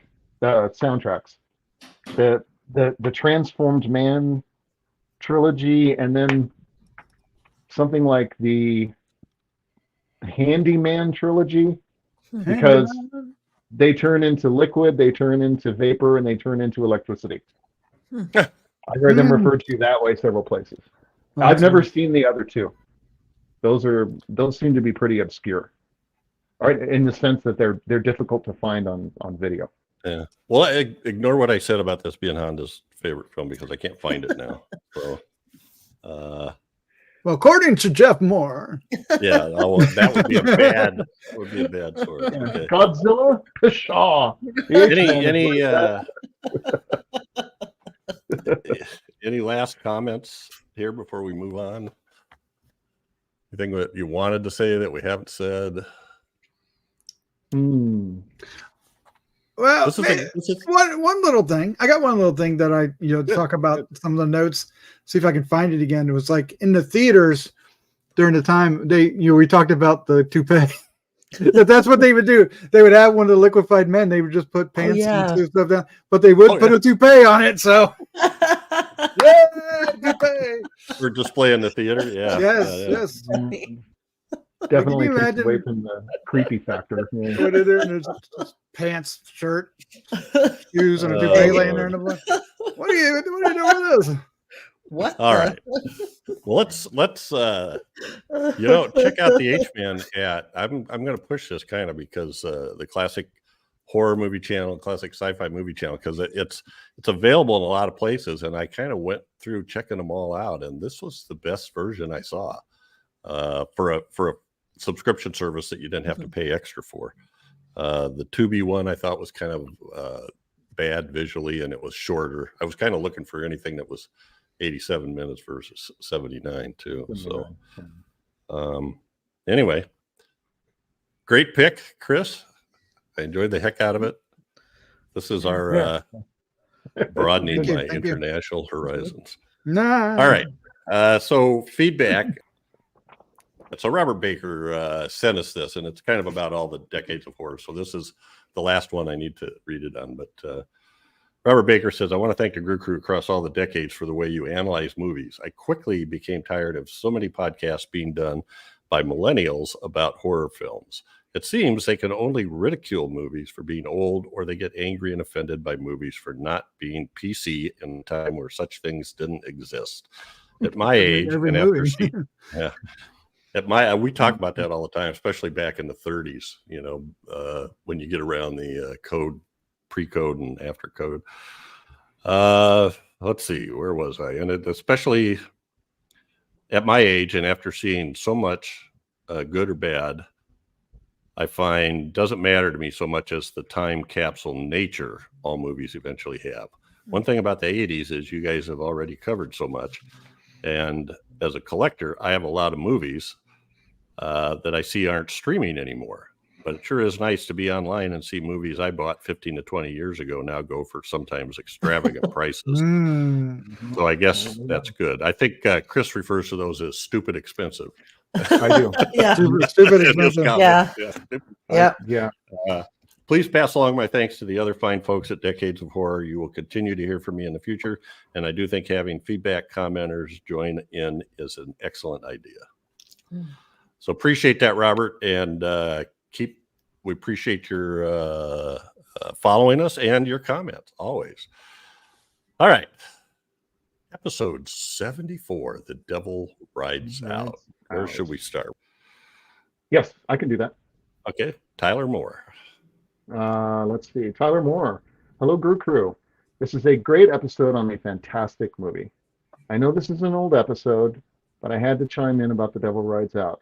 Tyler, dude, I've seen about 300 in the last 3 months, so I know. Go and watch them. They're great. Yes, endless comments. This has been a movie I was interested in seeing for a long time. I was fortunate enough to get the Blu-ray at Christmas from my wife. Here in Canada, boutique physical media. Pardon? I said she's a keeper. Yes, she is. Yeah, keep on it. Here in Canada, boutique physical media can be quite expensive. Films normally cost much more than in the United States, at least double, and the Canadian streaming services have a more limited selection. The movie is worth every penny, and one I will be rewatching regularly. Christopher Lee as Nicholas, the Duc de Richelieu. As noted by the Grue-Crew, it is fun to watch him play the hero. Yeah, he doesn't get to do that very often. I enjoyed the discussion about special effects. On my first viewing of the film, I did notice the blue behind the skull of the Angel of Death and thought it looked odd. It's brief, but it did stand out. Yeah, it was an empty mat. They had the blue screen backing. Yes, and they didn't bother matting it in. I did find the ending a bit strange. I guess it solidified the good versus evil dichotomy, but felt it was too neat and tidy. I would agree with that too. Tyler gonna get along. I do have a quick question about listening to old Decade of Horror episodes. I noticed my podcast feed slowly deletes old episodes. After watching the film, I revisited episode 74, and it was the oldest episode available. Any general advice? If I remember the Horror News Radio app, HNR, I remember it, but it has not been functioning for quite a long time on Apple, and it's just an operating system. Thanks for all the great episodes in the decades. Regards, Tyler. P.S. I do not want to lose access to Frankenstein Island from 1981, episode 231. A classic Grue-Crew review for a classic film. Yeah. Well, you can catch many of our back episodes either on Gruesome Magazine or decadesofhorror.com. You can also go to YouTube and get all the video ones that we've been doing for the past few years since COVID.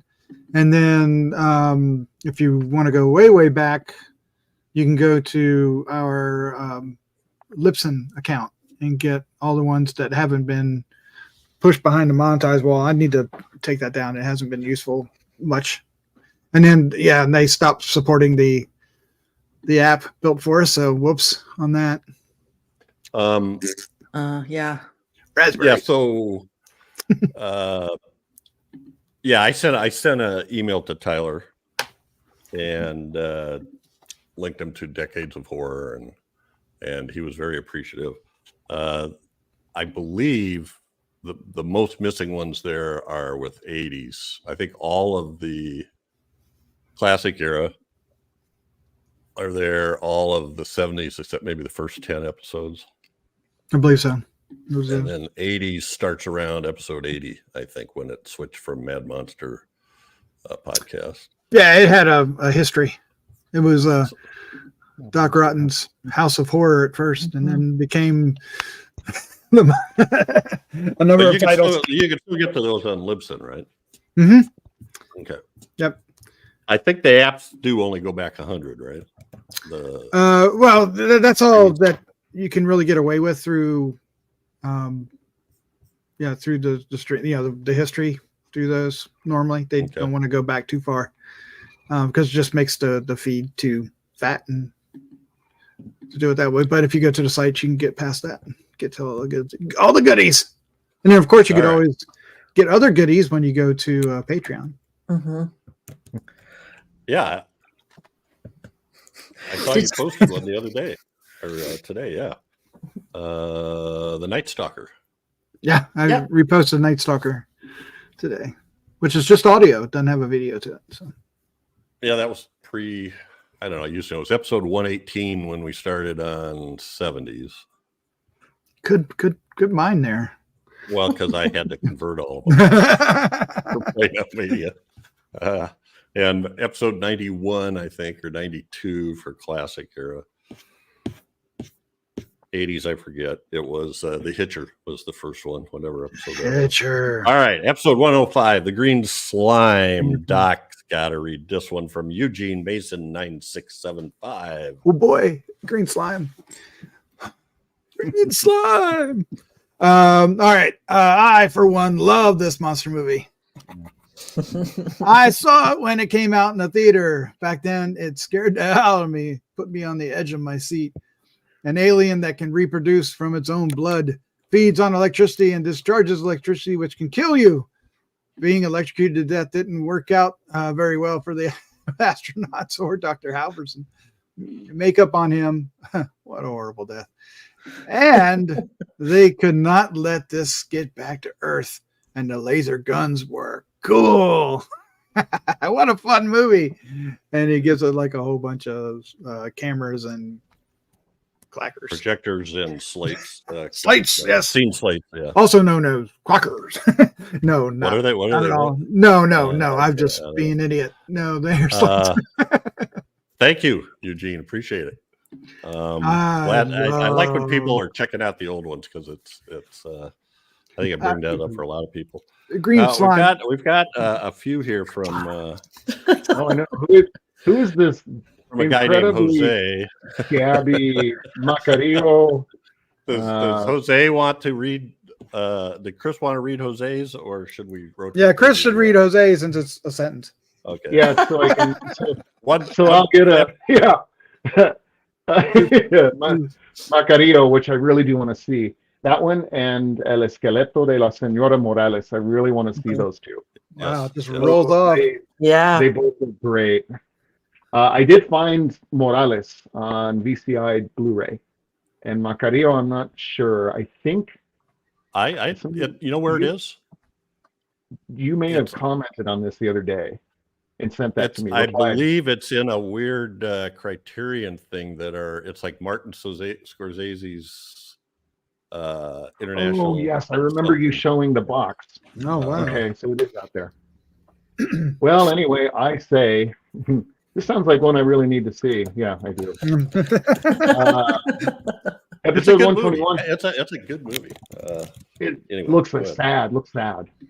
Son of Frankenstein, episode 121. Good film. Love the expressionistic lighting. Yeah, that crazy staircase. It's hard to beat Rathbone, and this may well be Lugosi's best performance. Kind of is. The scene where he spits on the guy in court. Oh, he made a mistake. I go. Oh, I'm sorry. However, this has one of the most singularly annoying child actors in history. As an aside, I contacted Tim Lucas at Video Watchdog. Yeah, it was a little tiny piece of fame with my observations on the soundtracks to the various video releases of Dracula. And he published my thoughts on it all in the issue about Dear Donnie. I expect Tim regretted it all, but I can't be sure. That is to say stuff. It's nerd stuff. About the child actor. Well, yeah, Donnie. I don't know. I just thought he was so annoying. Oh, jeez. Not near as bad as Bob in House by the Cemetery. Oh yeah. Well, Fulci had a way with child characters. Oh, episode 124, The Mask of Fu Manchu. Oh, this movie is really off its head. It always astonishes me when I watch it. It is so gleefully sadistic, full of racist stuff, sadism. Yeah. Oh, it's and the DVD in that Warner box set does restore the cut scenes. It's I want to say it's around. It's not terribly long. I want to say 7 minutes, but I think that's too much. It's a number of minutes, and it's from 16 millimeter, and it's just outrageous the stuff they cut, let alone the stuff that stayed in the film. Wacky. I mean, well, I wonder if I think I have that on. It's a 3-disc set that came out in the mid 2000s. I don't have that. No. And it's each disc has 2 films on it. And I kept mine because Devil Doll and Mark of the Vampire. Mark of the Vampire. Yeah, is in there. Now there could be a nuclear explosion here because Jose, I think, might be home now. So let me see if I can get through these. War of the Worlds. Oh boy, this movie. I first saw it. I was in 5th grade in 1979, and that Martian scared the hell out of me. With its Technicolor eye, the green, the blue, and the red pupils. Oh yeah. Tentacle coming through the building. Yeah, love those shots. I saw it again a couple of years later, and then began the home video journey. The VHS looked lousy. It was a dreadful transfer. The remastered Laserdisc around 96 looked way better. DVD was a slight improvement on that, and then came the Criterion Blu-ray from the 3-strip Technicolor negatives. And wow, it is gorgeous. If you've not seen that Criterion edition or the imprint edition from Australia, there's a little color timing issue at the very beginning of the movie where Mars has a bluish cast, and a lot of people really hated on that. But otherwise, it looks good. I would not recommend the Paramount 4K from the States. It doesn't look as good. And in '89, oh, I forgot I had posted this. 1989, when I was in college, I was lucky enough to see it theatrically in 35 millimeter at the University of Arizona with an audience. I loved this movie and was mortified to hear the others. They were laughing mostly at the sexist parts, i.e. Anne Robinson, E.G. rather. Anne Robinson is a library science major serving coffee and donuts. I was shrinking in my seat. It was a humbling experience.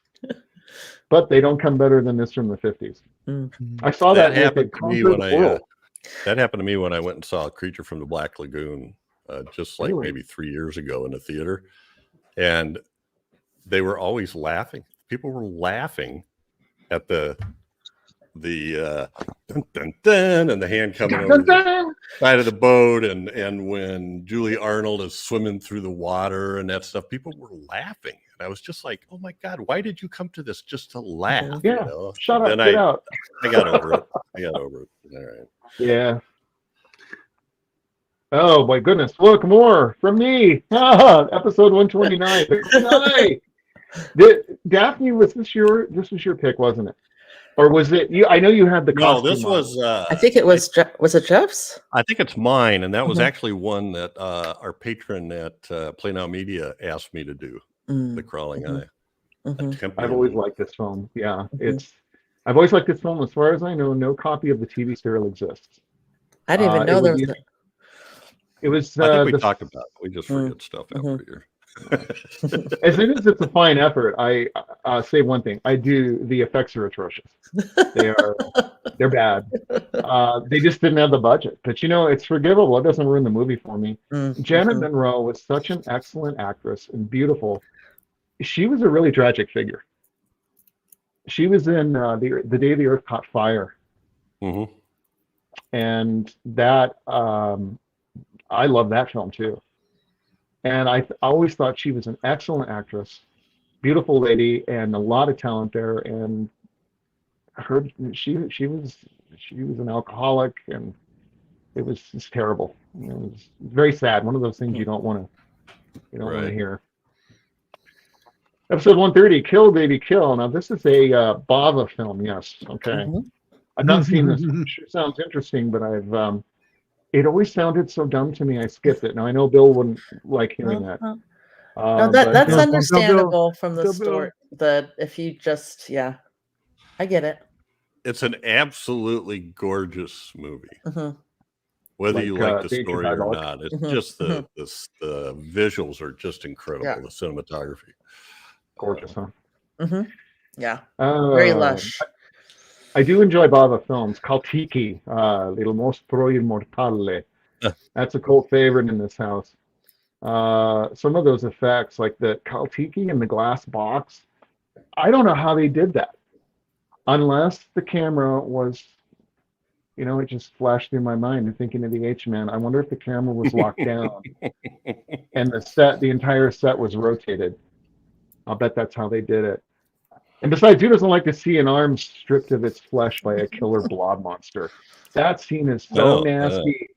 Pulls it off, and you see the bones. Like, Imagine 1959 audiences. 134, Horrors of the Black Museum. Skeleton of Mrs. Morales. El esqueleto de la Señora Morales. I need to pick this one up, and the VCI Blu-ray is available. VCI does have a bit of a sketchy reputation for image quality. However, it sounds like it's right up my alley. I love both that one and Macarillo, both of you, the reviews that you did on that. And Dos Monjes, the two monks. Oh, yeah. Oh, you know what? I think Dos Monjes was the one that was in the... I got to go look now. I can't remember. Yeah, I'd love But to I'm see all almost of certain I have Blu-rays of both of them. But just one of them was in that Scorsese set. Anyway, Let's see. All right. go ahead. Let's see. Horrors of the Black Museum, episode 134. I enjoyed this one for its sleazy tone, but it is pretty uneven in places. Michael Goff, he is a joy to watch as he chomps his way around the scenery. He's such a jerk in this film. You know, you just want to like slap him or throw his brandy in his face or something. And the binocular murder, murder has entered pop culture. Yes, it has. That I have the old DVD on for that one, and yeah, I did discover that it was released recently on Blu-ray, and I wouldn't mind picking that one up too because it's fun in its kind of prurient, icky way, like, and he kills Aggie with the ice tongs. Yeah. Oh yeah, it's a Dr. Fives before Dr. Fives, Yeah. right? Yeah. Using this. All right, we got somebody else. Made a Yes. Return of Dracula. Episode 136, The Return of Dracula. Daphne, you want to take that from Randy Acuna? Sure. Randy Acuna, 5643. Return of Dracula is a very entertaining film, lots of fun with good performances, especially the young female lead actress. Because this film was released the same year as Horror of Dracula, it is unjustly overlooked. As for this concept of movie reviews, I personally prefer one comment or one's opinion, too much off focus and veering off instead of the subject, which is the film itself. Okay. Thanks, Randy. Yeah. Appreciate That's not really that. what we do, but thanks. Yeah. I can see if you don't like. I see if you don't like the going off that it would be a problem. Well, yeah, that's fair enough. Yeah. Yeah. I mean, honestly, it's one of the things. Yeah. No, I don't have a problem with that. That's fair comment, though. Yeah. Yeah, absolutely. Yeah, I get it. Okay. Back to Jose Oh, for look, a couple. we're back to me. Just a couple, and then we bounce. Oh, wait a second now. Okay. Let's see. Episode 138, The Brainiac. El Barón del Terror, I think is the Spanish title of that one. This is a very notorious one for sure. Years ago, I bought this on a double feature DVD from Alpha Video.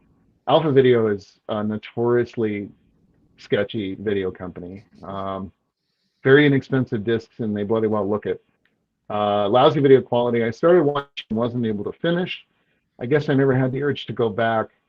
My father saw this first run and used to talk about it. So here's to paper mache, snaky tongues, and hairy baby butts. Hairy baby butts. Oh my god. Fingers. You have a little finger. Oh, the deadly bees. This is the one I was so scared when I wrote this. One episode in The Deadly Bees. I hate this movie. I first encountered this as a still in a book. The same still as in the thumbnail, which had the caption, "The Deadly Bees, all three of them, attack." All three. There's like three what look like plastic cockroaches stuck on her face. Yeah. I saw it years later, and God, what a bore it was. Just endless tedium to me. Phil Hardy's Encyclopedia of Horror shows its original runtime is 120 minutes. Holy cow. But down to 90. Can you imagine 120 minutes of this film? What else? Sorry, please don't hate me. No, of course not. That was my pick. I know. I watched and I thought, oh no, they're going to excommunicate me from. Oh God, no. No God, soup no. for you. I have a special place in my heart. I have a special place in my heart for B movies. Just, B movies. Yeah, B movies. Especially B movies. Yeah, so no. And Harry BBs. and Harry BBs. Back to the Brainiac. The idea of the hairy baby butts was something Chad said about the poster. And once he said it, the little, Oh my god, Harry, just that. The little That's suction cups. a crazy phrase, hairy baby butts. All right. Oh, hey, All right. Now, Mikey Z's the next one. we're taking a jump forward here up to more recent films. Episode 164, The Head. Where are we, Doc? I think. Sure. Mikey Z says, to think this came out before The Thing. Brain that wouldn't die. Those crazy Germans. I should have just changed it. He put the thing that wouldn't die, but he meant the brain that wouldn't die. Okay. So, yeah, my brain isn't keeping up with the thing that's going on. Those crazy Germans. And I think we also figured out they were shot at roughly the same time because the brain that wouldn't die was delayed for a couple years before it came out. The Head, yeah, who knows? the one that the German title is Die Nackte und der Satan. Yes. Mm. I'm pretty. I think I've seen that one with the scowling guy's face, like with the triple chins on the table. Yeah. Okay. Yes, that one. There's a Blu-ray out of that. There's a Blu-ray out of that. All right. 169 Conga, Robert Baker. Conga. Daphne. Okay, Robert Baker. Conga. I only saw this movie about a year ago. Of course, I have heard of it. I had heard of it, but I always just figured it was a Kong ripoff. They find him on an island and take him to London instead of New York. So I was surprised the first part was nothing like that. How fun Michael Goffin is in this to watch. Yeah. He could be such a hilarious scumbag in these movies, for sure. Horror Hospital is probably my favorite baddie role, and he is pretty much the same character again in Hammer's Phantom of the Opera. And if we'd got a Congo versus Gorgo film, see all of Britain destroyed in the epic clash of the century, as I'm sure the tagline would have screamed at us gleefully. Yes, That would be great. Yes. I mean, Barbie dolls being tossed willy-nilly. No, just going everywhere. such a time for it too, right? I mean, it's perfect timing, right? Oh. As Godzilla X Kong comes out. And the little That's Gorgo funny. trying to break it up.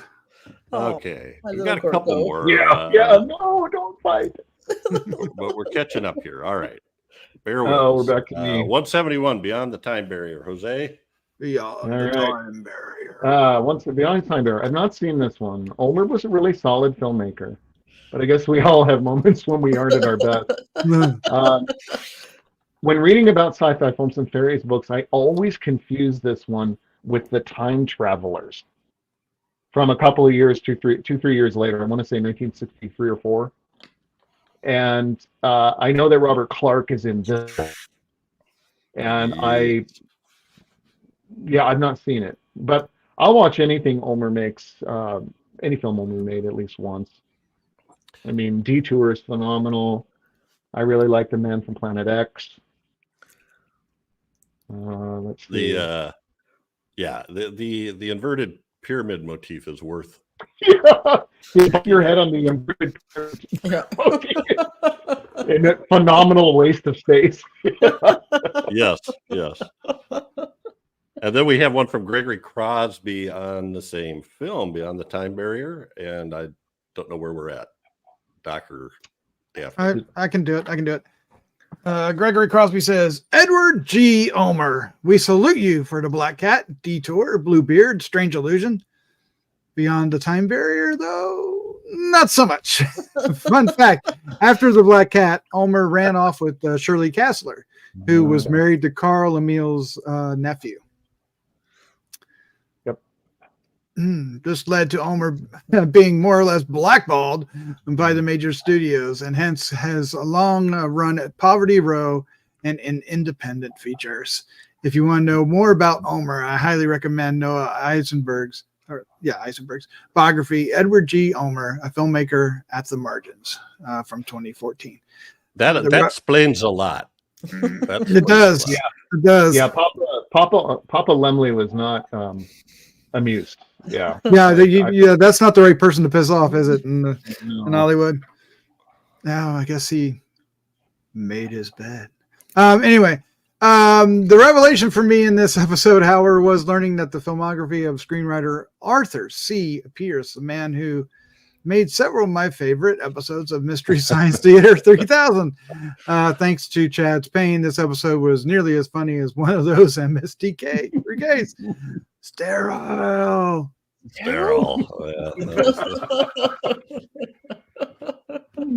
Excellent, Gregory. Excellent. No, this was not Ulmer's best work, but I still find it interesting. So, episode 172, The Hunchback of Notre Dame. Jose? Was that the one that you said that all people did was walk around? That's what Chad said. Yeah. Yeah, like people walking around endlessly. Here's people walking. Here they are walking some more. 172, The Hunchback of Notre Dame. Let's see. Good job, Mikey Z. People actually look like. Yeah, I was so excited to see him. Like, oh, there he is. Not seen this one in its entirety in any form. It's my understanding that no 35mm sources exist, which you discussed later on. Oh, by the way, remember the Spanish poster? It was it's El Jorobado Yes. de la Señora de Nuestra Señora.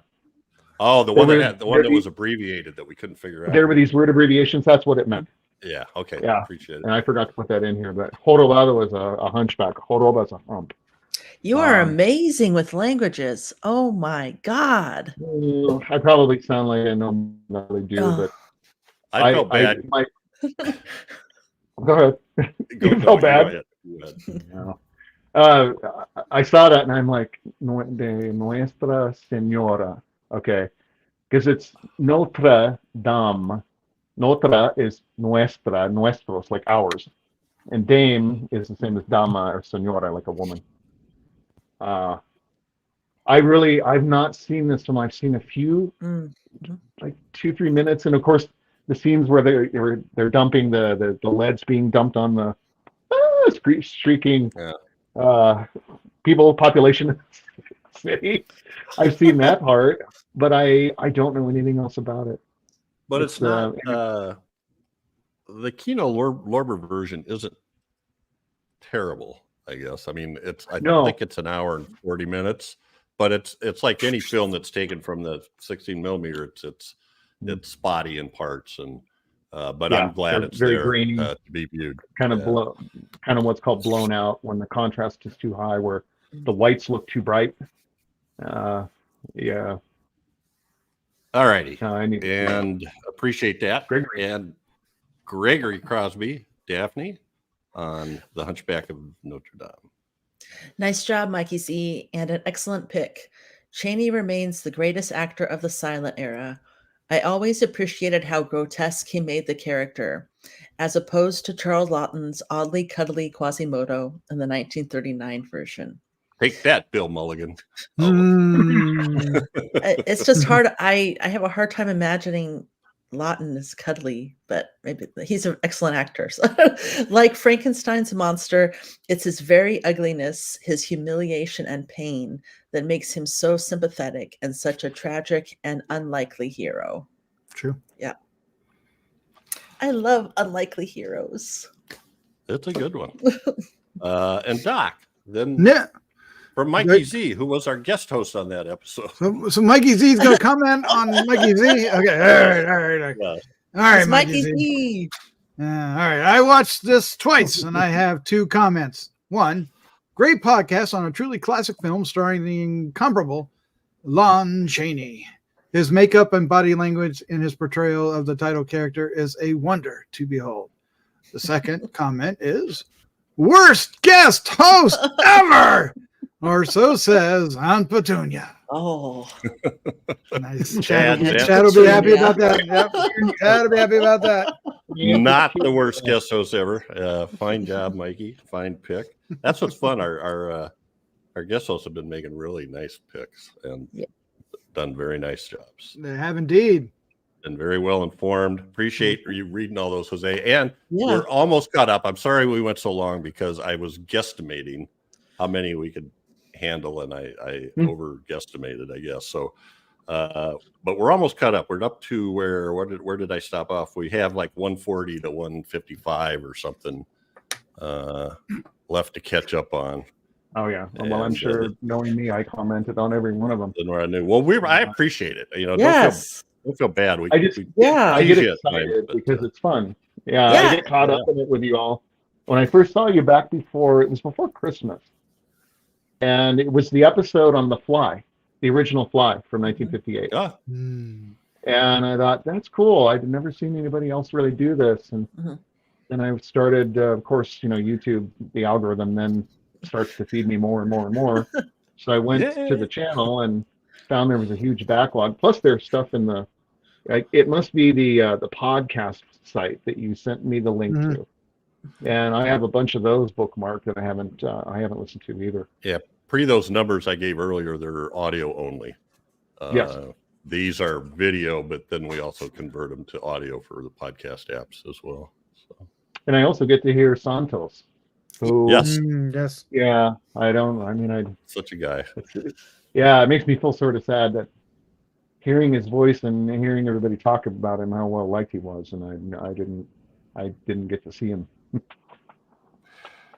All right. Well, as you can tell, we love our comments, and we miss Santos a lot, and I try to bring him up as much as we can. In fact, we did bring him up in the Beastmaster when Rip Torn is throwing children into the fiery pit. I can't wait to see that one. It's like Bill said about Beastmaster. HBO stands for Hey, Beastmaster's on. I used to joke that way. So. So there's plenty of ways for you to give your feedback. Go to our Gruesome Magazine YouTube channel, leave comments on the channel itself, under each episode. We also do, besides Decades of Horror, right? We've got Gruesome Magazine, which is new to streaming stuff. And we have some other things, Horror News Radio and some theatrical releases, etc. So check that out. And we have a Patreon page where Decades of Horror people, and I don't know what it is. It $5 a month? I don't know what that. I think 2 is the lowest. Okay, Yeah. and you can get Decades of Horror a day or two after we record it. We release it.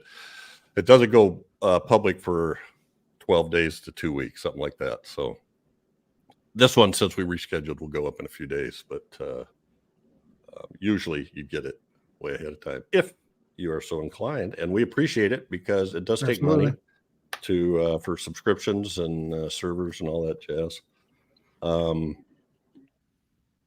So yeah, do that too if you're so inclined. That's it for this episode, but every 2 weeks we'll focus on a specific film released between 1920 and 1969. Next up, chosen by Scott Wells, is King of the Zombies. Wow. 1941.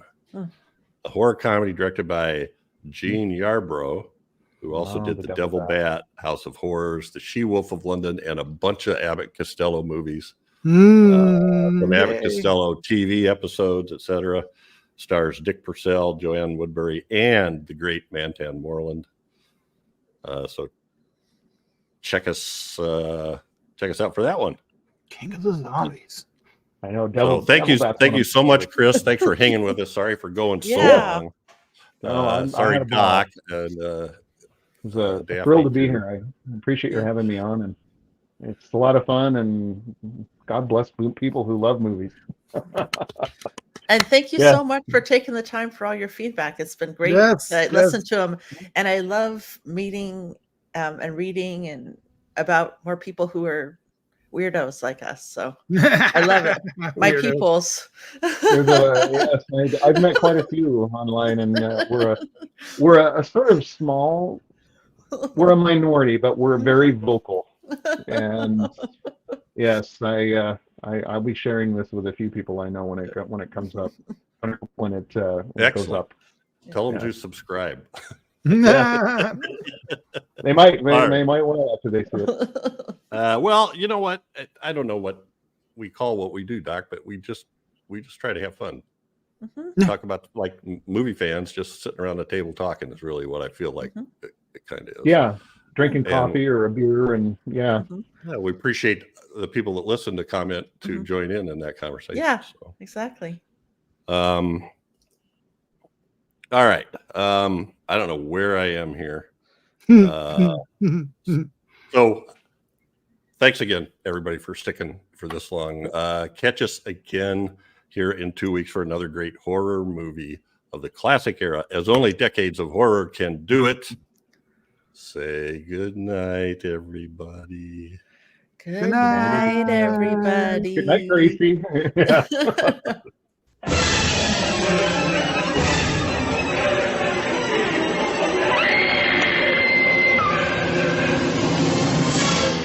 Gruesome Magazine.